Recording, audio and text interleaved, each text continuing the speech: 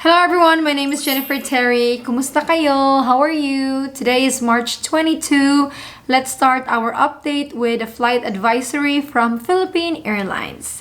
This flight advisory is for those with flights with PAL from New York and from Toronto. So all Philippine Airlines flights from New York to Manila PR127 and Toronto to Manila PR119 will be temporarily rerouted to avoid flying to Russian airspace for now. You know, there are many issues with Ukraine and Russia airspace. With this, guys, Philippine Airlines had to adjust. As a result of this, the New York to Manila, JFK to Manila, and Toronto to Manila will need to stop over briefly in Vancouver for refueling before proceeding to Manila. So it means, guys, that your travel time will be longer, no? Hindi na siya direct because there will be just a very short refueling in Vancouver. How long? 1 hour.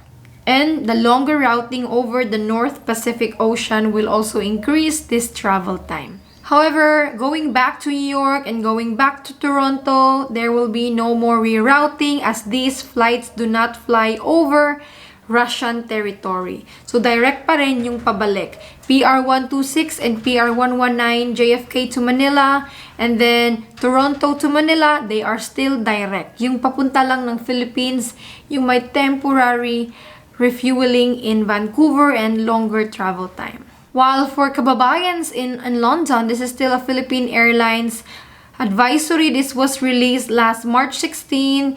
There is a temporary suspension of flights to London.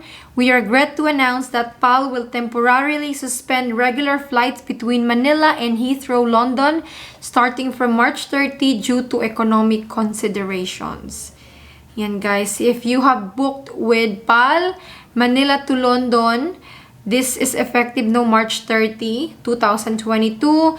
You have options to convert your money into a travel credit or refund. International news. Good news for our kababayans in Canada. The Canadian government announced the other day that effective April 1, 2022, 12:01 a.m. Eastern Time, fully vaccinated travelers will no longer need to apply to provide a pre-entry COVID-19 test result to enter Canada by air, land, or water. Yan. No more COVID tests if you're entering Canada. Sana all. While for Hong Kong, good news is that Hong Kong will be lifting the ban on 9 countries, including the Philippines, starting April. A ban on flights from Australia, Belgium, Canada, France, India, Nepal, Pakistan, and the Philippines and the US will be lifted from April 1. So this is good news, mga kababayans nating OFWs going to Hong Kong or pauwi ng Philippines. And this is also good news for you guys, for those with layover in Hong Kong, those with flights with Cathay Pacific. No, they can operate better once this ban is lifted. So that is starting April 1.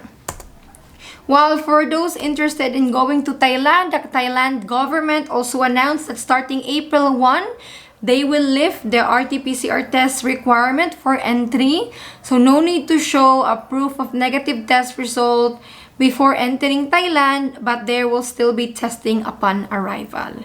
I'm glad the Philippines is not following that. I mean, it's just better to just get tested before your trip, show a negative test result, no more testing, you go home straight away.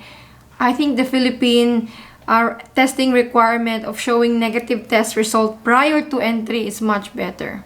While the Philippines expects more foreign tourist arrivals, according to the Bureau of Immigration Commissioner Jaime Morente in a press release the other day, that right now they are seeing 10,000 arrivals per day in NAIA, but they expect that this figure could reach up to 12,000 or more as the summer season in the Philippines starts when many foreign nationals flock our tourist destinations to enjoy the tropical weather.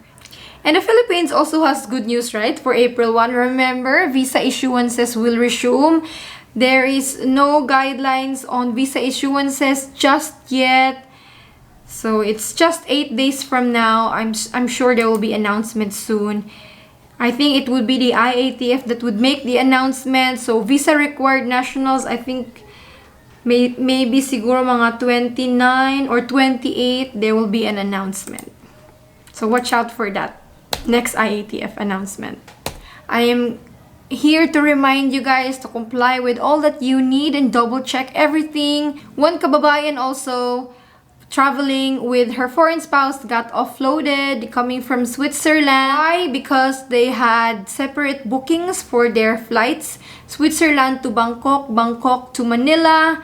You guys, if you have booked with multiple airlines, with layovers, separate booking, ako po, you really need to call the airline to confirm if this is allowed. She booked with Air Swiss and then Cebu Pacific. In Thailand, she was not allowed to board for her Bangkok to Manila flight with Cebu pa kasi hindi daw allowed. It happens, especially if ibang terminal yung airline or if that country does not allow, if you don't have an onward ticket to your final destination. No, it happens. So if you guys are doing a self-transfer or flying with multiple airlines, please triple check po. My suggestion is to always book with the airline direct and to book with single airline, or if it's a different airline yung layover, please call the airline to confirm, because airline websites or third-party sites will not tell you upon booking that it is not allowed. No, they will let you book even though that flight is not allowed or accepted. They don't care. So you have to do your own diligent research if you're booking with multiple airlines with layovers, self-transfer. That's on you. It's just a shame because these travelers spent almost 80,000 because of that incident.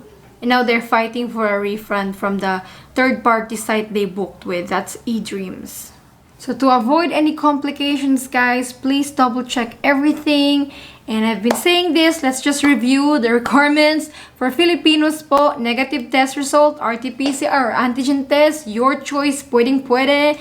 Just make sure na valid pa yung test. Kung RT-PCR, dapat mga 1 day or not more than 2 days ka magpapatest before your flight. Kung antigen test, within 24 hours bago ang inyong flight.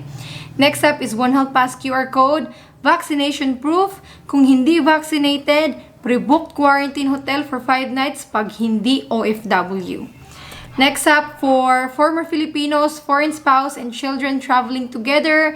This is for those availing the balikbayan privilege. For former Filipino, of course, yung old Philippine passport or birth certificate. For the spouse, marriage certificate. For your child, a birth certificate. I know you've been hearing stories saying, oh, hindi naman hinanap yung birth certificate. Oh, yung marriage certificate, hindi naman hinanap. Guys, much better pa rin magdala kayo kasi yun talaga yung hinihingi. Airlines o Immigration in the Philippines may not ask for it, but your airlines will do. So, for peace of mind, to be safe, bring it.